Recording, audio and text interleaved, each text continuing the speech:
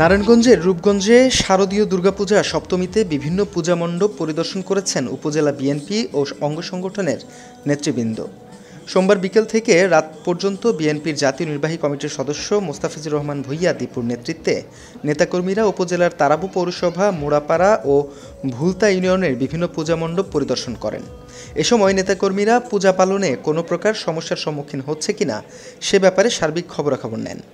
এ সময় মোস্তাফিজুর রহমান ভূঁইয়া দীপু বলেন, ধর্ম যার যার, রাষ্ট্র সবার। বিগত 17 বছর আওয়ামী লীগ নেতারা এদেশের হিন্দু সম্প্রদায়ের অনেকের জমি জোরপূর্বক দখল করে নিয়েছে। তারেক রহমান অতি শীঘ্রই দেশে আসবেন এবং প্রধানমন্ত্রী হয়ে আপনাদের জমি আপনাদের ফিরিয়ে দেবেন। হিন্দু মুসলিম ভাই ভাই, ধানের শীষে ভোট চাই। ধানের শীষ এমন একটি দল, ধানের শীষে ভোট দিয়ে যদি আপনারা বিএনপিকে সরকার বানান তাহলে আপনারা সবসময় সুখে থাকতে পারবেন। তারেক রহমান বাংলাদেশকে সিঙ্গাপুর, মালয়েশিয়ার মতো আধুনিক দেশ গড়ে তুলবে। আপনাদের অনেক অত্যাচার, অনেক জুলুম করেছে। কিরকম জুলুম করেছে? আপনার রূপগঞ্জে হিন্দু সম্প্রদায়ের অনেক জায়গা জমি আওয়ামী লীগ সন্ত্রাসীরা দখল করে নিয়েছিল। যেই দখলগুলো আমরা আশা করি আমাদের দেশটা তারেক রহমান সাহেব আসবে অতি শীঘ্রই। ওনার দ্বারা উনি প্রধানমন্ত্রী হয়ে আপনাদের যত জায়গা জমিন আওয়ামী লীগ সরকার, আওয়ামী লীগ সন্ত্রাসী বাহিনী যত জায়গা জমিন দখল করেছে, ইনশাল্লাহ আমরা এই জায়গা জমিন আপনাদের কাছে ফেরত দিয়ে দিব। আজকে একটি স্লোগান আছে, স্লোগানটা কি জানেন?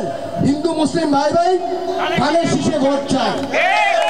কারণ ধানের শীষ একমাত্র একটি দল, ভোট দিলে আপনারা সুখে শান্তিতে থাকতে পারবেন।